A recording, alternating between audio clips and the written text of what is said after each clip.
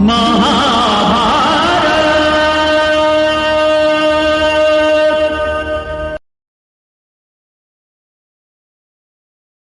विद्यार्थियों, नमस्कार। मैं डॉक्टर विजय कुमार चावला, राजकीय मॉडल संस्कृति वरिष्ठ माध्यमिक विद्यालय केवड़क, जिला कैथल में हिंदी प्राध्यापक के पद पर कार्यरत हूँ। आज की इस प्रस्तुति के माध्यम से मैं आपके समक्ष कक्षा 7वीं की हिंदी की पुस्तक बाल महाभारत के 4 पाठों का सार लेकर उपस्थित हुआ हूँ। आज हम मायावी सरोवर, यक्ष प्रश्न, अज्ञातवास तथा प्रतिज्ञा पूर्ति पाठों के बारे में अध्ययन करेंगे। इस प्रस्तुति को आप ध्यान से देखना, सुनना तथा अंत में जो आपके समक्ष मैं पुनरावृत्ति प्रश्न लेकर उपस्थित होऊंगा, उस समय आप उनके उत्तर देने के लिए तैयार भी रहना। तो आओ अपनी प्रस्तुति की ओर आपको ले चलता हूं। प्यारे विद्यार्थियों, मेरी आज की इस प्रस्तुति के उद्देश्य इस प्रकार हैं। मेरे अनुसार इस प्रस्तुति के अंत तक आप समझ पाएंगे मायावी सरोवर पाठ की कथा का सार, यक्ष प्रश्न पाठ की कथा का सार, अज्ञातवास पाठ की कथा का सार तथा प्रतिज्ञा पूर्ति पाठ की कथा का सार। आप सभी से मेरा निवेदन है कि इन पाठों की कथा का सार जब मैं आपके समक्ष सचित्र प्रस्तुत करूंगा तो इसे ध्यान से सुनें तथा मुख्य बिंदुओं को अपनी कॉपी में साथ साथ नोट भी करते रहें। आओ अपनी प्रस्तुति की ओर आपको ले चलता हूं। पहला जो अध्याय आज हम पढ़ेंगे वह है पाठ 19 मायावी सरोवर। आप दृश्य देख पा रहे हैं। अब इसकी कथा की ओर मैं आपको ले चलता हूं। आपके सामने प्रस्तुत है मायावी सरोवर पाठ का सार। पांडवों को वन में रहते हुए लगभग 12 वर्ष पूरे होने वाले थे। उन्हीं दिनों किसी निर्धन ब्राह्मण की सहायता करते हुए 5 भाई जंगल में काफी दूर निकल गए। वे बहुत थक चुके थे और थोड़ा विश्राम करने लगे। युधिष्ठिर ने नकुल को पेड़ पर चढ़कर किसी जलाशय या नदी देखने के लिए कहा। नकुल पेड़ पर चढ़ा तो उसे कुछ ही दूरी पर पानी होने का आभास हुआ। युधिष्ठिर ने उसे वहां से पानी लाने को कहा। कुछ ही दूर चलने पर नकुल को जलाशय मिल गया। नकुल ने पानी भरने से पहले स्वयं पानी पीने का प्रयास किया। तभी एक आवाज आई, माद्री के पुत्र, दुस्साहस न करो। यह जलाशय मेरे अधीन है। पहले मेरे प्रश्नों का उत्तर दो, फिर पानी पियो। नकुल ने इस आवाज की ओर ध्यान नहीं दिया और जल ग्रहण कर लिया। और जल ग्रहण करते ही नकुल बेहोश होकर वहीं किनारे पर गिर पड़ा। जब नकुल काफी देर तक लौटकर नहीं आया तो युधिष्ठिर ने चिंतित होकर सहदेव को पानी लाने के लिए भेजा। सहदेव ने भी आवाज की ओर ध्यान दिए बिना ही पानी पी लिया और वह भी नकुल के पास गिर पड़ा। दोनों भाइयों के वापस न आने पर युधिष्ठिर ने अर्जुन को वहां भेजा तो वह अपने भाइयों को मृत देखकर हैरान हो गया। उसे समझ नहीं आया कि इनकी मृत्यु का क्या कारण है। वह भी जैसे ही पानी पीने लगा तभी एक आवाज सुनाई पड़ी कि मेरे प्रश्नों का उत्तर देने के बाद ही तुम अपनी प्यास बुझा सकते हो। यह तालाब मेरा है। मेरी बात न मानने पर तुम्हारी भी वही गति होगी जो तुम्हारे भाइयों की हुई है। यह सुनकर अर्जुन को गुस्सा आ गया और उसने आवाज आने की दिशा में बाण छोड़े। बाणों का उन पर कोई प्रभाव नहीं हुआ। अर्जुन ने भी जलाशय में उतरकर पानी पी लिया और बेहोश हो गया। जब तीनों में से कोई भी नहीं लौटा तो युधिष्ठिर ने भीम को पता लगाने के लिए भेजा। भीम समझ गया कि यह किसी यक्ष का काम है। वह पानी पीकर यक्ष का सामना करना चाहता था। उसने आवाज की चिंता नहीं की और पानी पी लिया तथा भीम भी बेहोश होकर गिर पड़ा। जब चारों में से कोई नहीं लौटा तो युधिष्ठिर स्वयं वहां चले गए। युधिष्ठिर ने चारों भाइयों को देखा तो वह निराश हो गए, दुखी हो गए और उनकी आंखों से आंसू बहने लगे।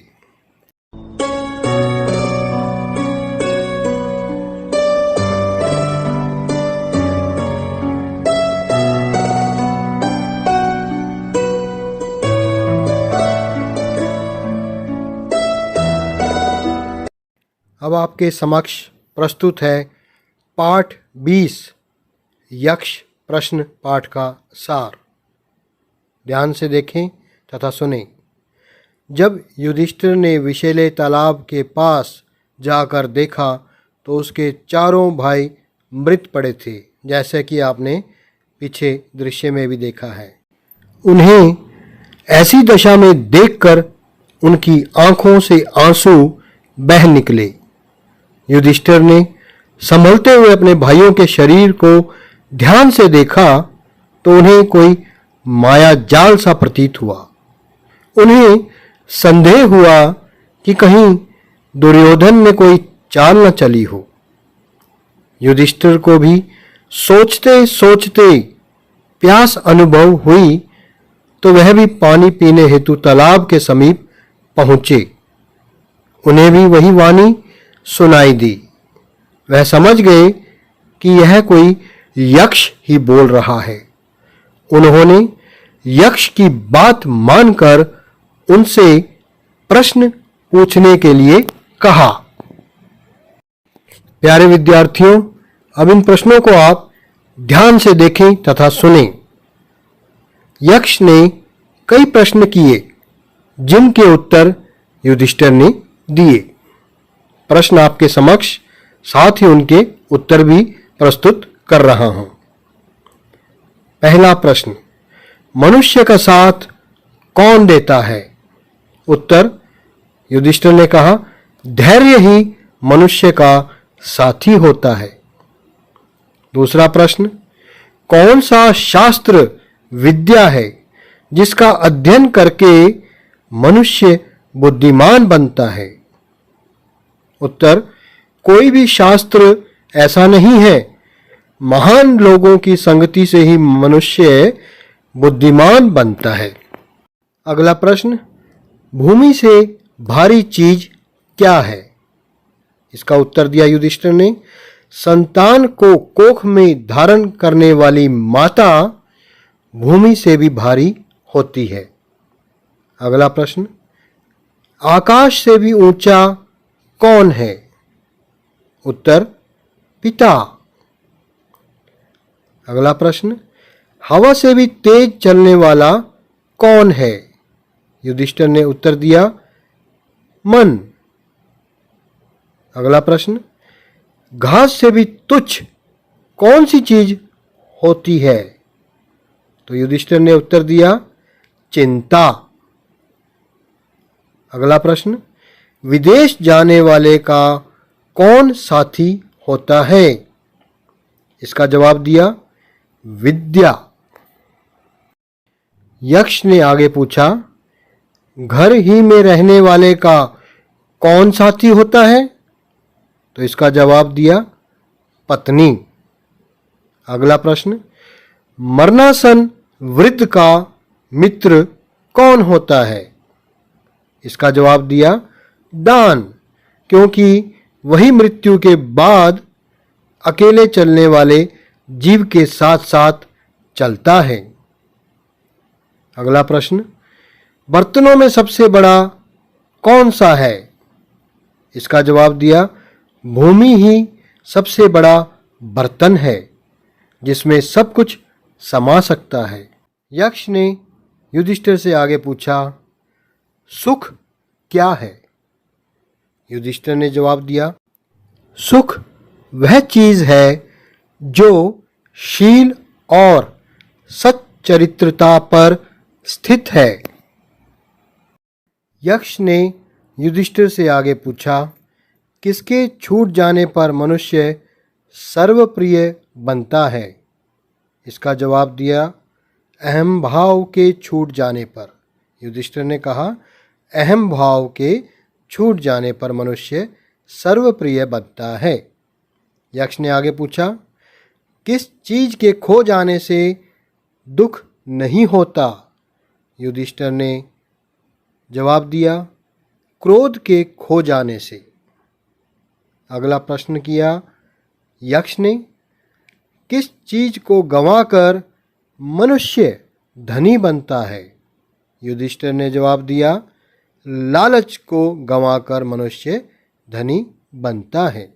यक्ष ने आगे युधिष्ठिर से पूछा, संसार में सबसे बड़े आश्चर्य की बात क्या है? युधिष्ठिर ने यक्ष को जवाब दिया, हर रोज आंखों के सामने कितने ही प्राणियों को मृत्यु के मुंह में जाते देखकर भी बचे हुए प्राणी जो ये चाहते हैं कि हम अमर रहें, यही महान आश्चर्य की बात है। इसी प्रकार यक्ष ने कई प्रश्न किए और युधिष्ठिर ने उन सभी के सही सही जवाब दिए। यक्ष युधिष्ठिर द्वारा दिए गए सभी प्रश्नों के उत्तरों से पूर्णतया संतुष्ट था।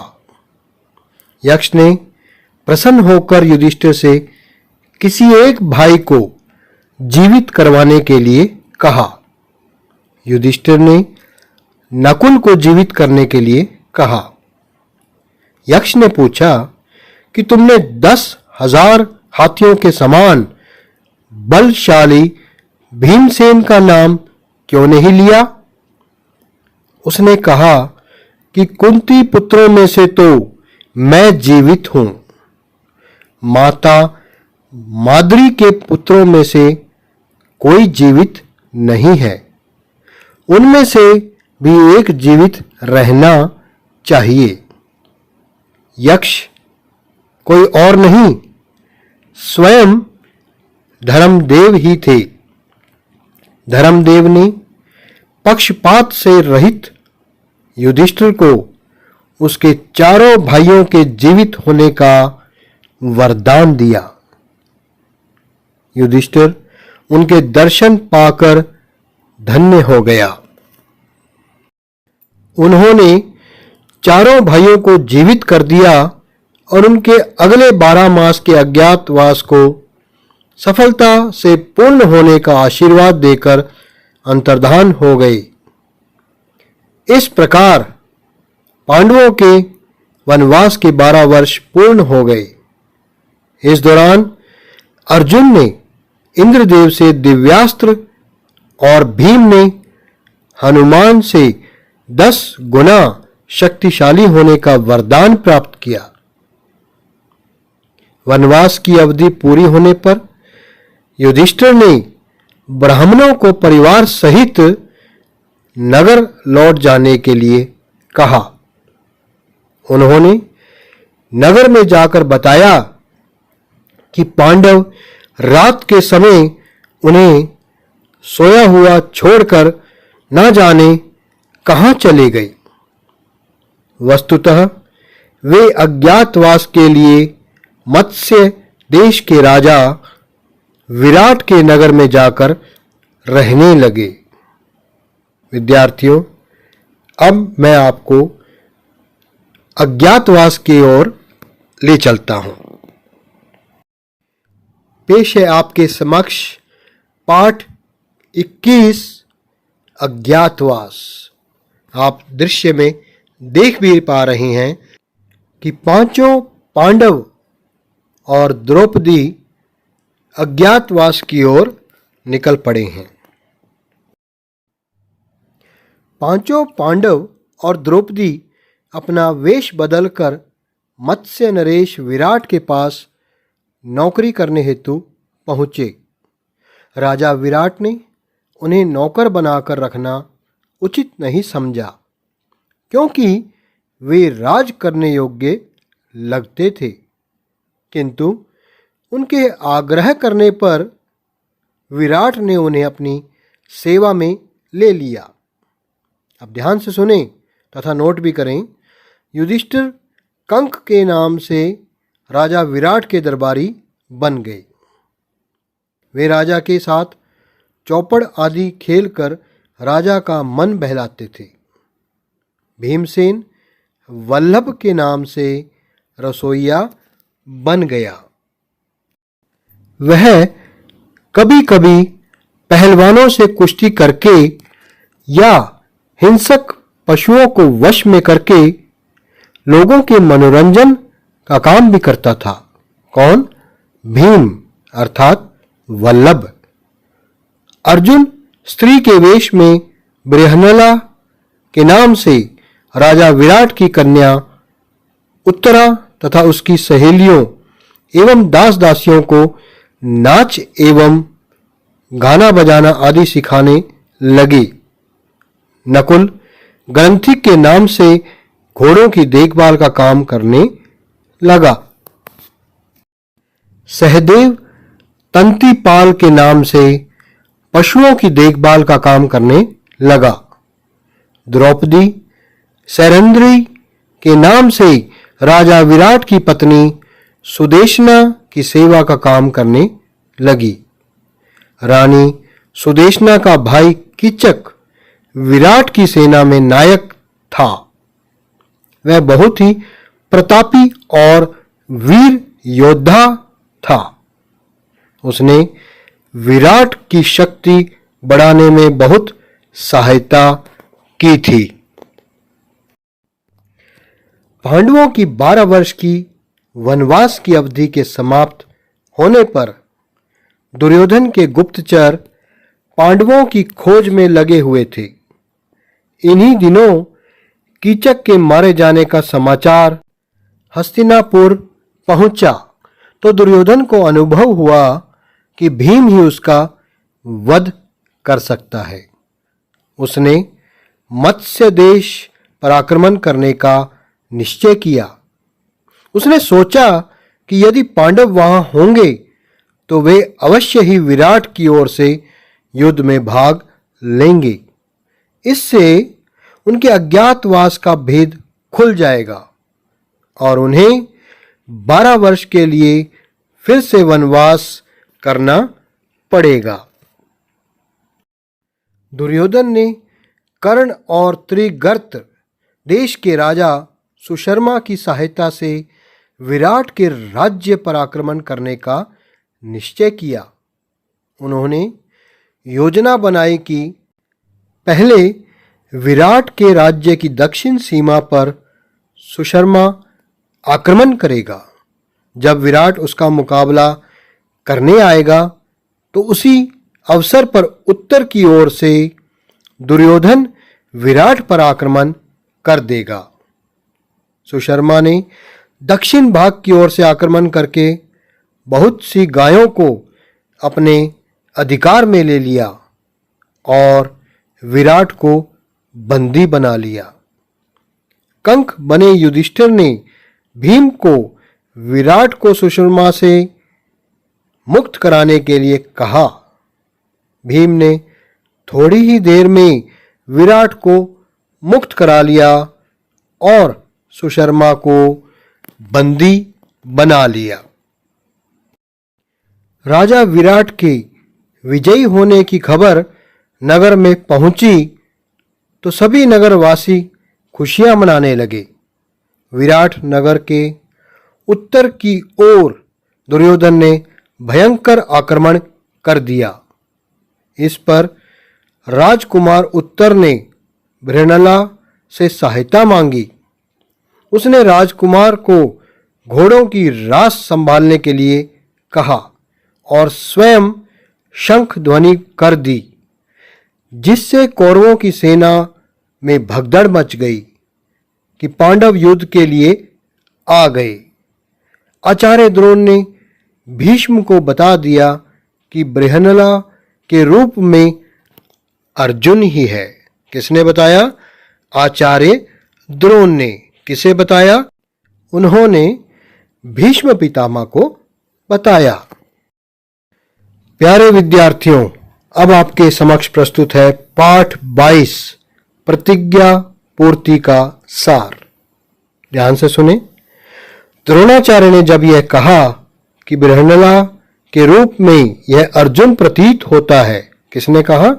द्रोणाचार्य ने। तो यह बात दुर्योधन को अच्छी नहीं लगी। कर्ण ने कहा कि 13वां वर्ष पूरा होने से पहले यदि अर्जुन हमारे हाथ लग जाता है तो बहुत अच्छा होगा। कर्ण अकेला ही अर्जुन का मुकाबला करना चाहता है। कृपाचार्य ने कहा कि हम सभी को मिलकर अर्जुन का मुकाबला करना चाहिए। कर्ण को द्रोणाचार्य द्वारा अर्जुन की प्रशंसा करना उचित नहीं लगा।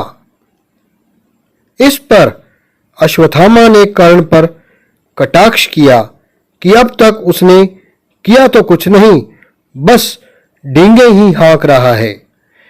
भीष्म ने उन्हें मिलकर काम करने का उपदेश देकर शांत किया। भीष्म ने दुर्योधन को बताया कि पांडवों के अज्ञातवास का वर्ष कल ही पूरा हो चुका है।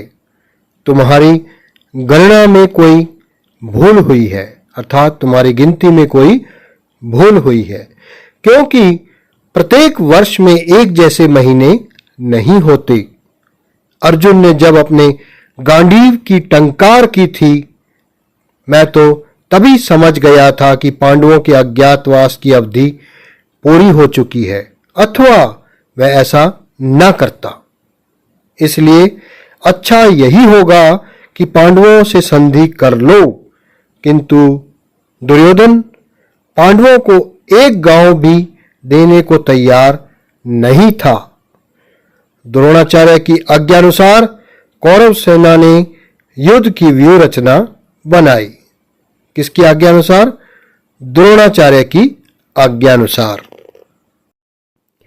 अर्जुन ने राजकुमार उत्तर को दुर्योधन की ओर रथ बढ़ाने के लिए कहा।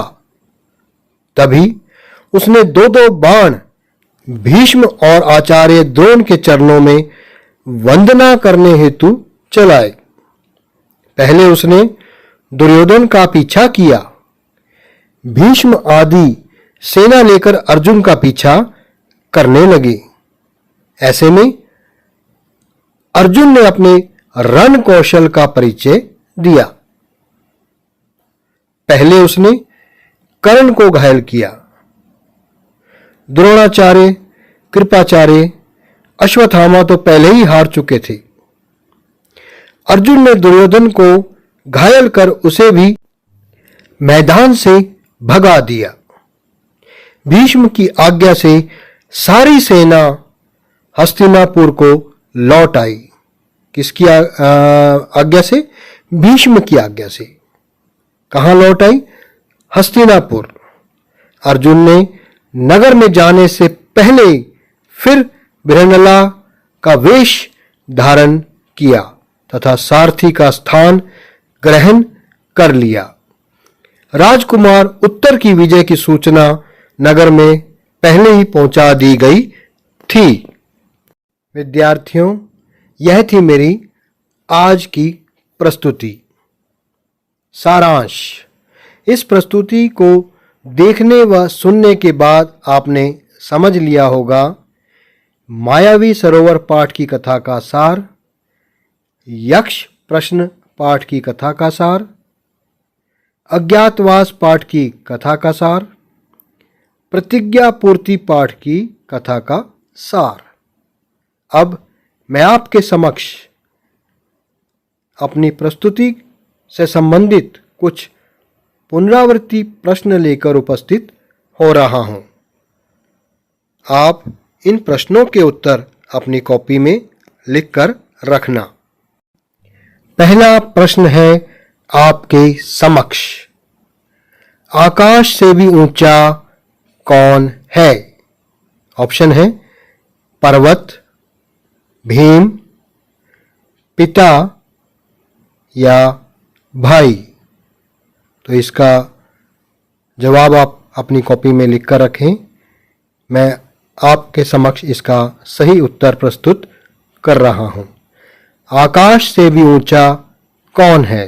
तो इसका सही जवाब है पिता। दूसरा प्रश्न है आपके समक्ष, घास से भी तुच्छ कौन सी चीज होती है? ऑप्शन है विद्या, चिंता, गरीबी या इनमें से कोई नहीं। तो इसका सही जवाब क्या है विद्यार्थियों? इसका सही जवाब है चिंता।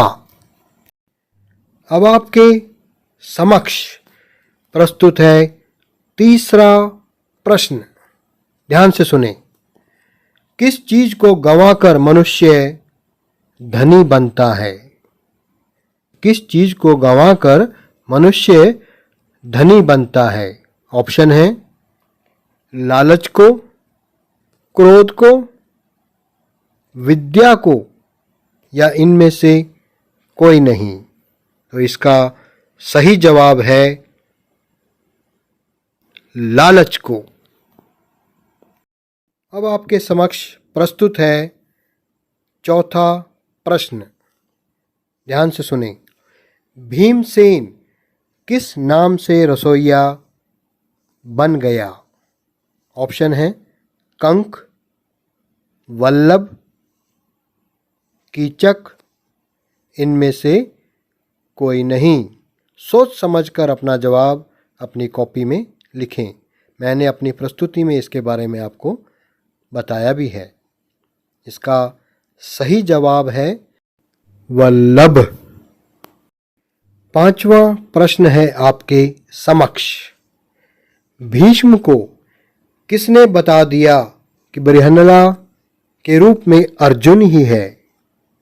आचार्य द्रोण ने, कर्ण ने, दुर्योधन ने या इनमें से कोई नहीं? तो किसने बताया विद्यार्थियों? आचार्य द्रोण ने। आचार्य द्रोण ने भीष्म को बताया। अब आपके समक्ष प्रस्तुत है छठा प्रश्न। किसकी आज्ञानुसार कौरव सेना ने युद्ध की व्यूह रचना बनाई? ऑप्शन है भीष्म की, कर्ण की, द्रोणाचार्य की या इनमें से कोई नहीं। तो इसका सही जवाब है द्रोणाचार्य की आज्ञानुसार कौरव सेना ने युद्ध की व्यूह रचना बनाई। अब आपके सामने आज की प्रस्तुति का सातवां प्रश्न, जो कि अंतिम है, प्रस्तुत करने जा रहा हूं। ध्यान से सुनिए। मनुष्य का साथ कौन देता है? ऑप्शन है धन, बच्चे, धैर्य, इनमें से कोई नहीं। जब यक्ष ने यह प्रश्न किया तो युधिष्ठिर ने इसका क्या उत्तर दिया? इसका सही जवाब है धैर्य। धैर्य ही मनुष्य का साथी होता है। प्यारे विद्यार्थियों, यह थी मेरी आज की बाल महाभारत की प्रस्तुति। मुझे आशा ही नहीं, पूर्ण विश्वास है कि आपको मेरी यह प्रस्तुति अच्छी तरह समझ आ गई होगी। अंत में मैं आप सभी का दिल से आभार प्रकट करता हूं और धन्यवाद करता हूं।